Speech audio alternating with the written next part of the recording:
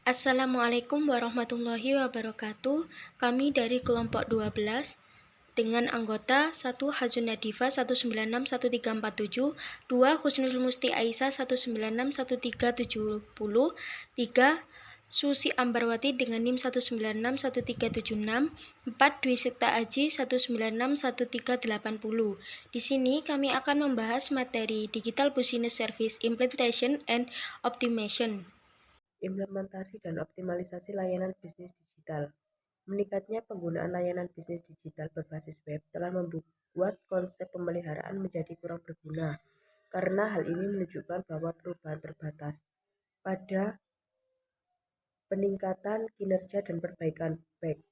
Sebagai gantinya, digital dinamis aplikasi bisnis mensyaratkan bahwa konten dan layanan akan terus diperbarui dalam respon terhadap kekuatan pasar. Saat pesaing memperkenalkan layanan dan penawaran baru, dan saat riset pemasaran mengungkapkan masalah atau peluang dengan situs dari perspektif pelanggan, proses berkelanjutan kegiatan pemeliharaan akan diberlakukan agar bisnis digital tetap kompetitif. Optimalisasi layanan bisnis digital. Kami melihat bahwa melalui teknik seperti AB dan pengujian multivarian, banyak perusahaan melakukan pengoptimalan melalui tinjauan berkelanjutan terhadap situs dan layanan mereka. Memproduksi konten berkualitas juga penting untuk pengalaman yang efektif dan membutuhkan proses yang baik untuk menjaga konten tetap up to date, dan kami membahas metode mengembangkan alur kerja yang baik untuk ini. Dalam referensi Money tentang standar web, Jeffrey Zeltman mengatakan bahwa cara terbaik untuk melihat standar web adalah sebagai sebuah kontinum, bukan seperangkat aturan yang tidak fleksibel.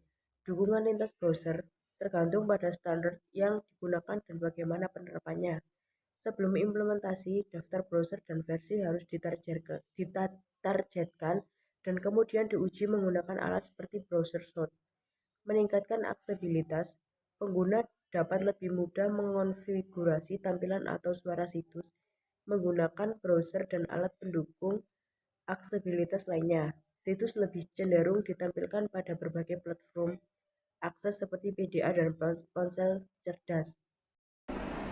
Proses pengujian struktur diperlukan untuk mengidentifikasi dan memecahkan sebanyak mungkin masalah sebelum sistem dirilis ke pengguna. Penguji ini dilakukan secara struktur dengan menggunakan spesifikasi tes yang merupakan spesifikasi penguji yang komprehensif di semua modul sistem. Pengujian di lingkungan web membutuhkan batas baru.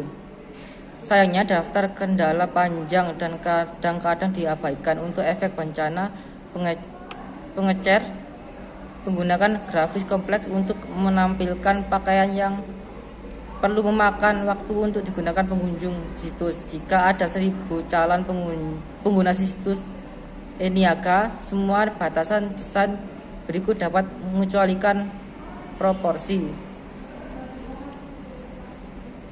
Lingkungan penguji. Penguji terjadi di lingkungan yang berbeda selama proyek.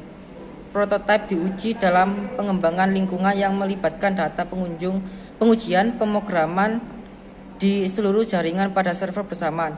Dalam fase implementasi khusus, lingkungan penguji dapat diatur yang mensimulasikan lingkungan operasi akhir untuk sistem.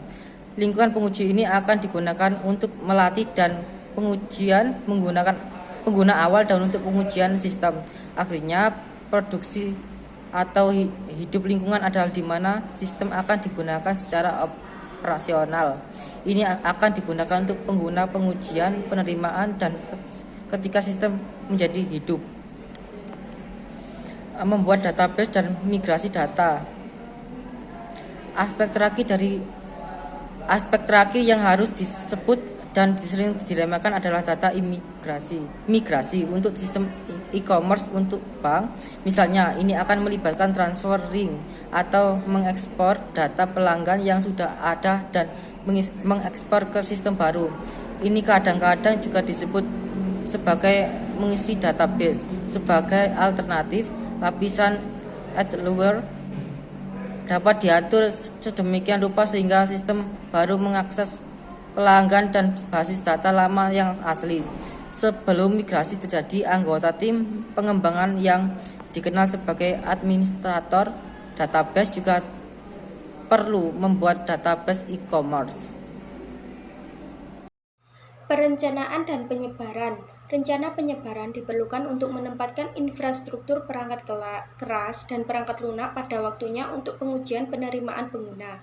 Ini bukan tugas yang sepele karena seringkali berbagai peralatan akan dibutuhkan dari berbagai produsen. Meskipun manajer proyek pada akhirnya bertanggung jawab atas perencanaan penyebaran, banyak perusahaan mempekerjakan integrator sistem untuk mengkoordinasi kegiatan-kegiatan ini, terutama jika ada peluncuran nasional. Harus digunakan dalam kombinasi dengan metode lain. Mengelola strategi pemasaran konten. Penyediaan perangkat komputer Logitech mengiklankan ahli strategi konten.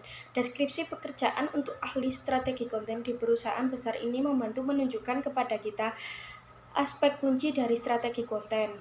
Persyaratan ini merangkum esensi dan strategi konten yang baik.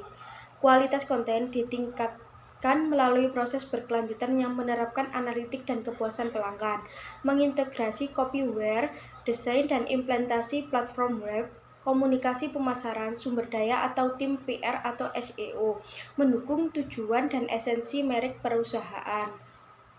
Frekuensi dan cakupan konten pembaruan situs. Frekuensi dan cakupan pembaruan situs akan bervariasi untuk berbagai jenis konten dan layanan. Saat sistem e-commerce aktif, itu akan membutuhkan pembaruan pada konten dan layanan. Jenis konten yang berbeda perlu diperbarui pada frekuensi yang berbeda, dan pendekatan yang berbeda akan diperlukan untuk masing-masing. Sangat penting bahwa informasi produk dan layanan selalu up to date, terutama untuk situs transaksi di mana harga dan ketersediaan berubah. Integrasi sistem diperlukan untuk mencapai hal ini. Dengan pendekatan yang ideal akan pembaruan otomatis informasi ketersediaan dan entry tunggal produk dan harga baru dibagikan di berbagai platform. Proses pemeliharaan dan tanggung jawab. Untuk pemutakhiran sistem e-commerce yang efisien sangat penting untuk memiliki proses yang jelas untuk perubahan konten dan layanan. Proses yang berbeda akan berlaku tergantung pada ruang lingkup perubahan. Prinsip-prinsip manajemen kinerja dan peningkatan. Proses dan sistem yang dimaksud untuk memantau dan meningkatkan kinerja suatu organisasi dan aktivitas manajemen tertentu seperti pemasaran internet secara luas dikenal sebagai sistem manajemen kinerja dan didasarkan pada studi tentang ukuran kinerja sistem. Pengukuran sering diabaikan saat situs web pertama kali dibuat. Konsekuensi dari hal ini adalah bahwa pengukuran kinerja sering dibangun ke dalam kehadiran online secara retrospektif. Jika pengukuran dibangun ke dalam manajemen situs, pendekatan yang lebih akurat dapat dikembangkan dan lebih mudah untuk menerapkan teknik yang dikenal sebagai desain.